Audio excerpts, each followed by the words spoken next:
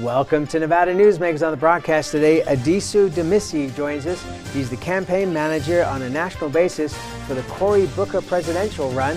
For the whole show on an all-new Nevada Newsmakers. Safety. We all think about it. You think about it when he buckles in, when you check your mirrors and put away your phone. RTC thinks about safety too. In fact, we create it. Center turn lanes mean fewer blind spots. Bike lanes keep cyclists and you safe. Roundabouts reduce injury collisions, and all these crosswalks are designed to keep families like yours safe. Safety is your priority, and it's ours too. Every day, in everything we do. Nearly 200,000 Nevadans work in retail businesses, supporting families and the community. Nevada's retail businesses generated over $2 billion in sales tax revenue in 1 year, including nearly $700 million to help our schools. Shop around and see all that Nevada's retailers offer our state. We're the Retail Association of Nevada, representing thousands of Nevada businesses. Businesses that work for Nevada. Take a look at Pro Group Management and see how your workers' comp requirements can be met head-on. By taking a proactive approach, Pro Group can assure that your company is meeting or exceeding state and federal standards. As you move forward in your industry, Pro Group moves with you, simplifying regulatory tasks, clearing the way so you can get the job done and look to your future success. Pro Group Management, workers' comp that works for you.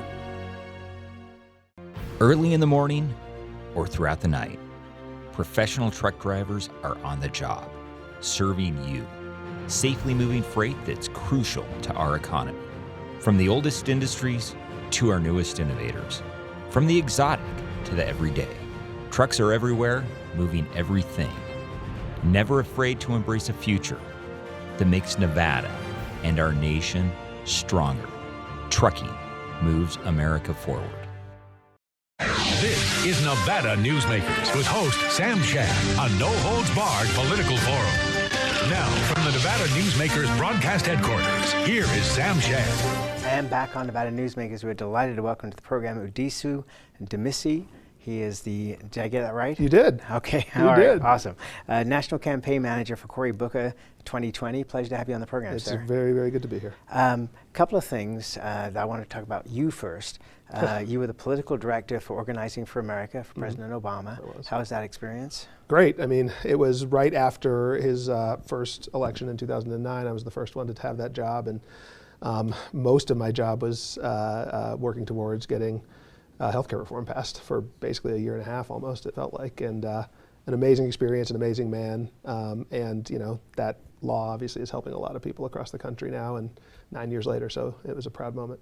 Did you have a lot of interaction with Senator Reid from Nevada? I did not. I was on the outside, you know, sort of the inside-outside game, so the White House dealt primarily with Congress. We dealt with everybody else, you know, the groups on the outside, and my job was essentially to coordinate with the outside groups, whether it be, you know, local community groups or national groups pushing healthcare reform, and make sure that we were all aligned. So I certainly have, Senator Booker certainly has as well. He's a great man, and we miss him in Washington.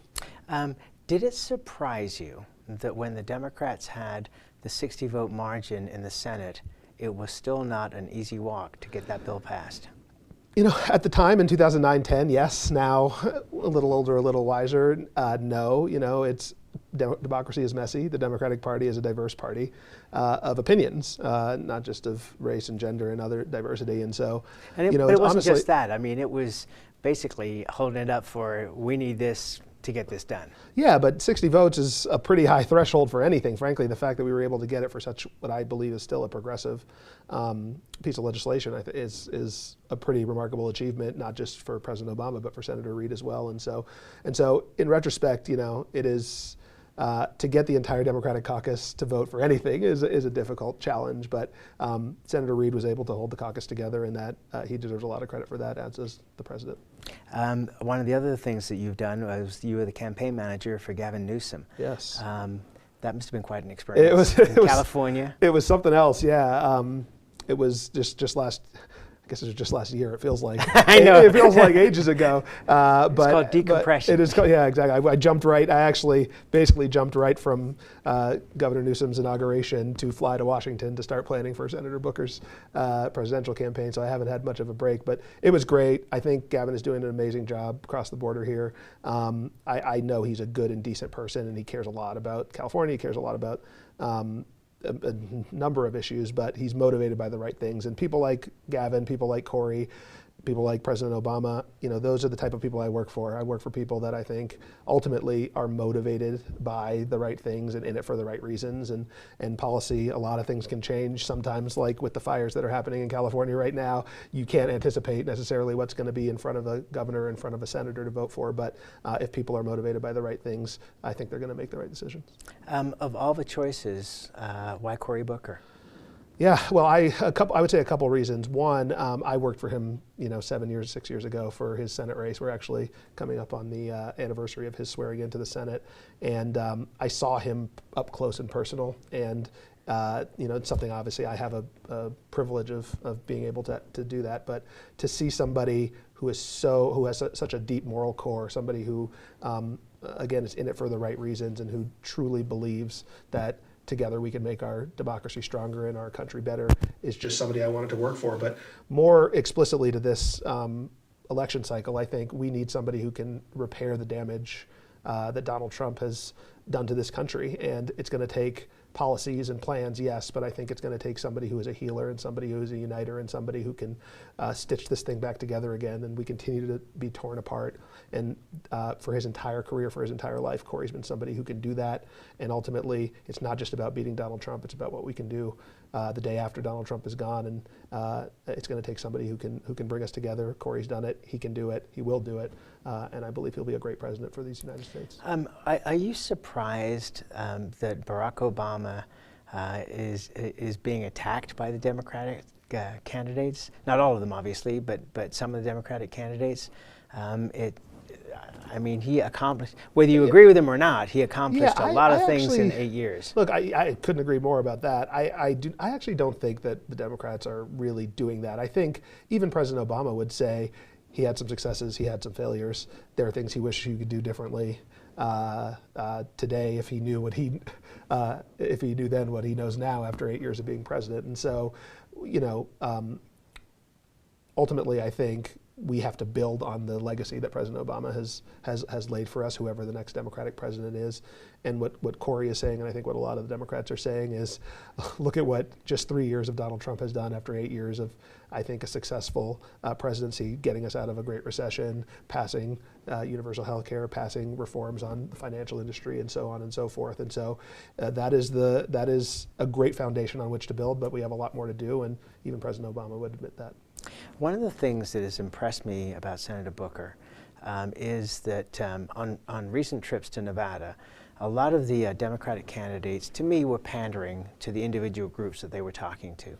And when Senator Booker was approached to comment on the same topics, he said, "I want to be president of all Americans." And I was impressed by that. It's not often that you hear a politician actually step back from the group that he's in front of and say, well, I'm in favor of you guys, but really, it's a much bigger picture. It is, and that is really core to, again, everything he has done for his entire career as a city councilman, as a mayor, as a senator, and now as a presidential candidate. He's a uniter. He's somebody who wants to find common ground with people on the other side of the aisle, people on our side of the aisle who may disagree with any one specific thing, as we were talking about before with healthcare.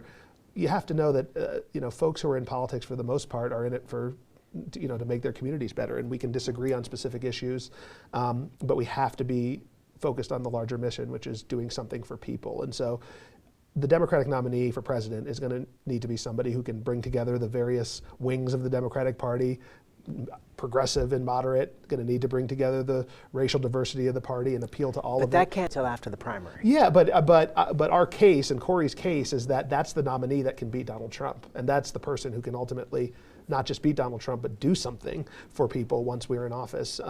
and once we take back the White House in 2021. And so yes, we have to win the primary first, but I believe, and Cory believes, that the right strategy to win the nomination and win the White House is one of bringing people together and not getting into our camps and appealing just to the folks who agree with us. There's a couple of things. You're not taking corporate PAC money, no DC lobbyists. Money is the name of the game, as you well know. Don't I know it? Yeah. It is. It's sad. So how do you? It is, but it's reality. It is, yeah. But it's, look, you have to. We say this all the time in our campaign. Cory says it all the time.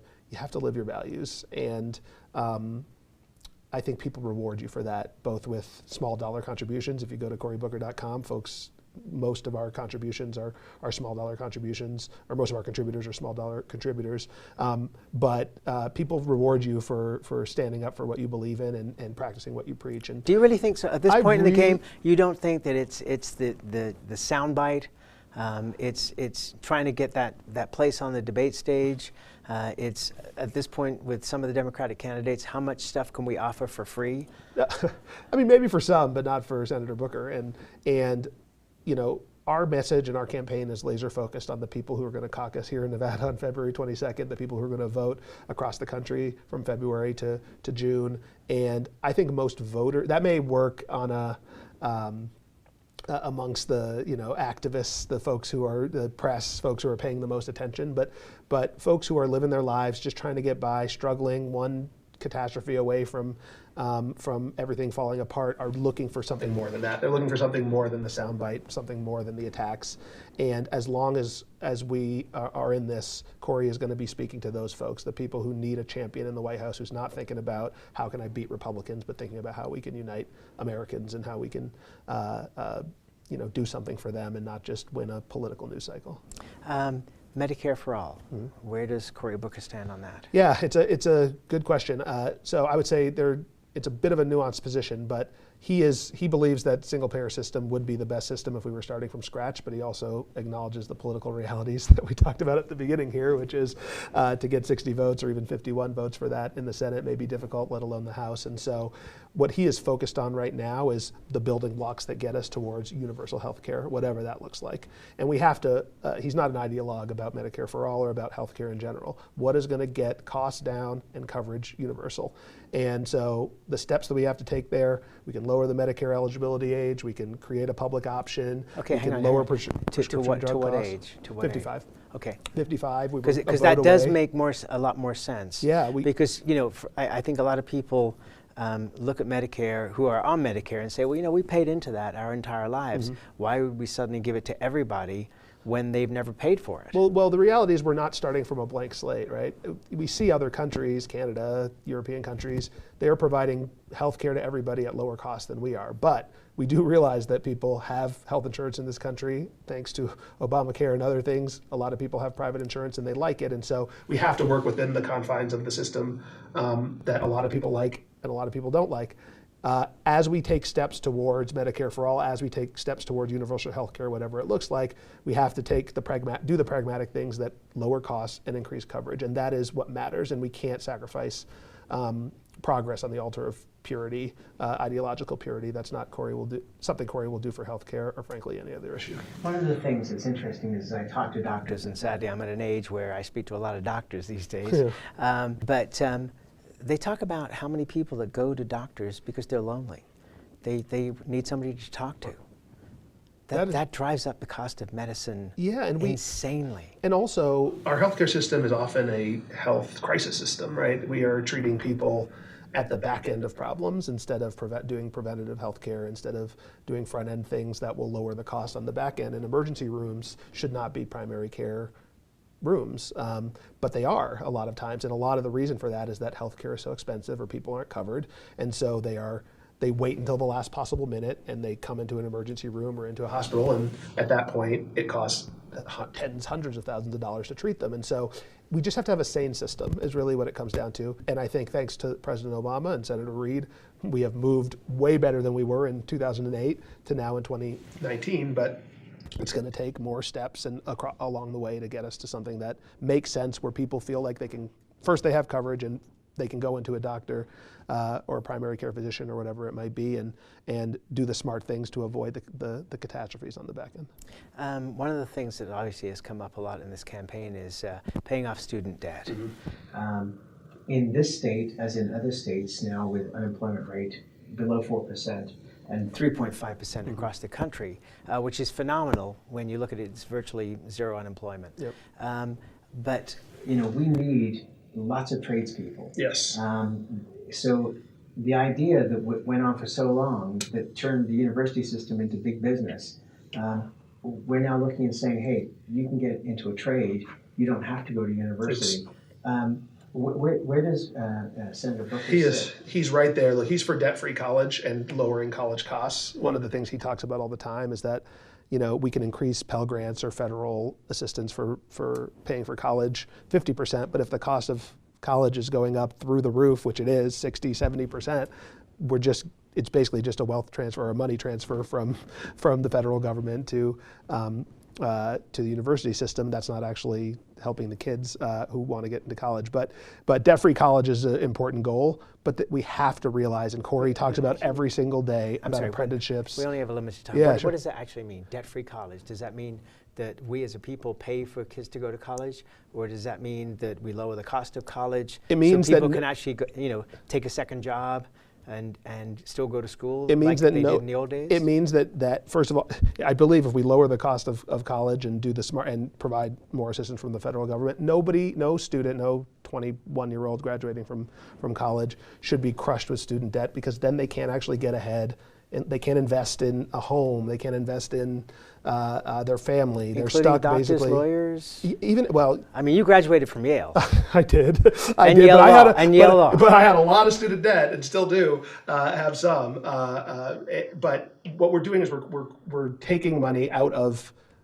We say that college is the pathway to success, but we're then taking away the pathway to success on the back end by forcing every free dollar that a middle class person has to be paying back a student loan. We need to be able to refinance those loans. It's crazy that we can't. You can refinance a mortgage. Why can't you refinance a student loan? So things like that. I do want to answer your question about trades and apprenticeships, because Senator Booker talks about this all the time. So it cannot be. Okay, so let's hold on. Okay. I have to make some money here. Okay, go do it. Take a break and we'll be right back. All right, sounds good to me. Tamarack Junction is South Reno's hotspot with over 450 of the latest slots and video games. Sully Sports Bar, the Dining Car Restaurant, William Hill Sportsbook, and the Tamarack Steakhouse and Lounge. We're just north of the Summit Mall in South Virginia. Yeah. Because of UMC, I'm putting my free time to good use. Because of UMC, she keeps me on my toes. Because of UMC and this guy, I'm here.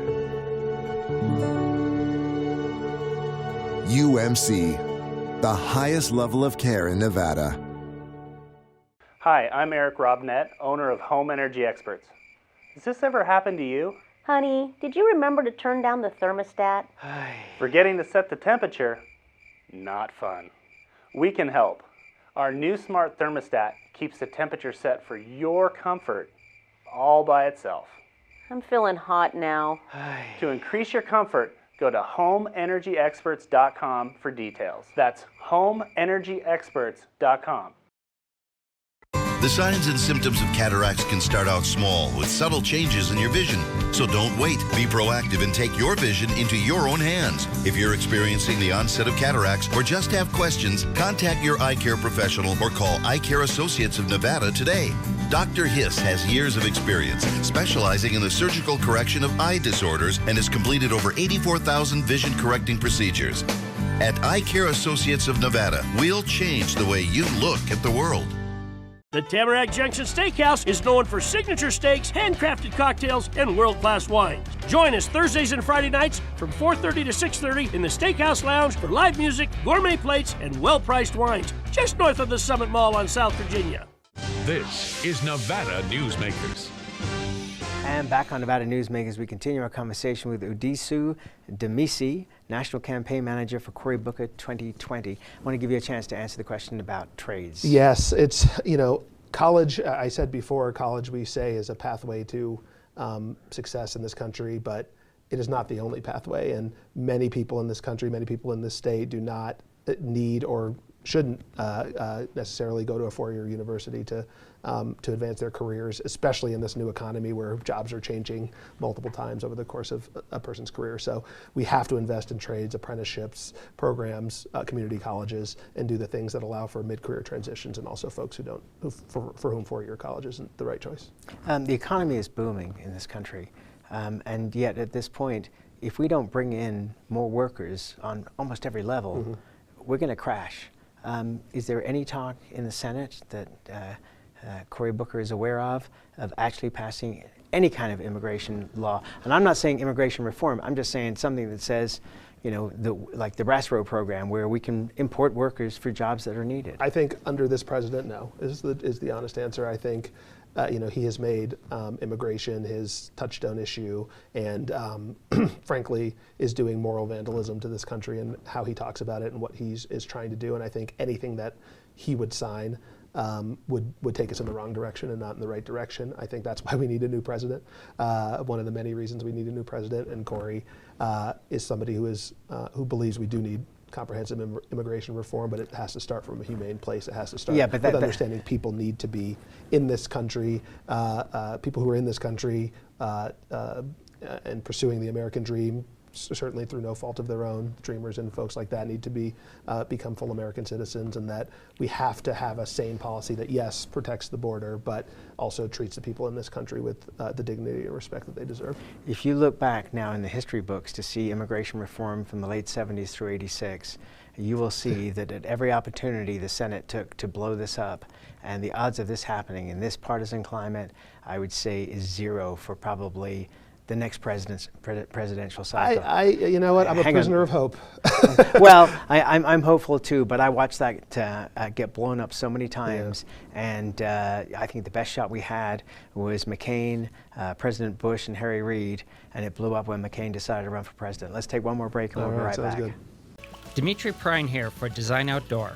Come visit Design Outdoor's store and backyard to see our wide selection of fire pits, barbecues, and pizza ovens, natural stone water features and fountains, and frost-proof pottery. Our store and backyard are located at 11600 South Virginia, just north of DeMonte Ranch Parkway. Visit designoutdoor.com or call us at 851-9499. Can't do it. Stupid, like my mom. We can't do anything at Mommy's because you won't pay child support. Dad said you cheated, and he's not even sure he's my dad. Mommy said you left both of us, so she isn't gonna let me see you. I look just like my father. I'm divorce attorney Marilyn York, and I may represent men, but hate has no gender, only casualties. Please, stop sacrificing your children in your war against your ex. Hi, I'm Dave Newman. Remember me? I used to be the house detective, and now I'm a realtor, full-time at RE/MAX Realty Affiliates. A lot of people ask me, how's the market? You know what? It's fantastic. If you're even kicking around the idea of buying or selling, give me a call. Let's talk about it. Call me at RE/MAX Realty Affiliates and just ask for the guy who used to be the house detective, Dave Newman. Everyone is talking about opioids, but they're not the only drugs that can be harmful if taken in large quantities or not as prescribed. You also need to be aware of side effects from anxiety drugs, muscle relaxants, sleep aids, and stimulants. Mixing prescription drugs with other drugs or alcohol can be dangerous. If you take Ambien with a glass of wine, it may be enough to stop you from breathing. Prescribed drugs can be just as dangerous as illegal drugs. Take medications only as directed. This is Nevada Newsmakers. And back on Nevada Newsmakers, we continue our conversation with Addisu, Demissie. I think I screwed that up. Yeah, you were better than I was first. close. Okay. Who's National Campaign Manager for Cory Booker 2020. Okay, so here is a thought of mine. President Trump, when he was running for election, appealed to disaffected people from all political stripes. By acknowledging that they weren't being taken care of by the politicians of the day. and proposing a positive outlook for the country. One of the things that I look at with the Democrats running for office is they're all decrying Trump, which obviously makes sense, but they're ignoring the success of the economy. There is quite a large part of the population that's doing very well in this economy. What is the positive message, not the attack message, but what's the positive message for Democrats that they should be using? Because I think that it's a positive message that wins. Yeah, I couldn't agree more. And I think by the way, you got about 45 seconds. Yeah, I would say I think for the folks who are watching this show and looking for the candidate with the positive message, they should look no further than Cory Booker. Since day one of this campaign, we have been focused on really that, which is what are the positive things that we can do. Beating Donald Trump is the floor. It is not the ceiling of aspiration for Democrats or anybody in this country. And we do, I think Democrats, and certainly Cory does have a positive message about bringing health care to all people, reforming immigration, as we were talking about, debt-free college, as we were talking about. As long as Democrats are talking about what we're for and not just what we're against, we know the people are with us on pretty much every issue. And so as long as we don't center Donald Trump in every conversation and let him distract us from the issues that people are having every single day, I think we'll have a very good chance to beat him next November. And with Cory Booker as the nominee, I know we will. Please tell Senator Booker when he comes to Nevada next time, we'd love to have him sit in that very chair. I will definitely do that. Pleasure to meet you, sir. Thank you so much for having me. Thank you, and we'll be right back. A bird's eye captures its surroundings at different heights. At Brian Culpa Photography, we can make your imagination soar over buildings, parks, cityscapes, and beyond. Brian's images tell the story and get the job done. If you need a new perspective to tell your story, contact Brian today. Brian Culpa Photography. Experience the bird's eye view at brianculpaphotography.com. Hi, my name's Marilyn Miner, and I'm sure you'd agree that Nevada's a very special place to live. I was born here, and my husband and I have raised our family here. I feel it's a privilege to live and work in the Truckee Meadows. I especially enjoy helping my clients reach their real estate goals. Sometimes the smallest details provide the greatest satisfaction. I'd be complimented to talk to you about your next move. Call Marilyn Miner at Dixon Realty, 742-1280, or log on to marilynminer.com. St. Ives Florist, for every holiday and every special occasion. For romance. Custom home design. We have the largest selection of fresh flowers in northern Nevada. And we also offer a large selection of unique gift items. Come see me, Lori Ann, at St. Ives Florist, 700 South Wells Avenue, or call me at 333-9190. Pro Group Management is the place where companies can find workers' comp solutions that are designed to meet their specific business requirements. As regulations evolve, Pro Group takes a proactive approach to clear the path to make sure your business stays ahead of the curve.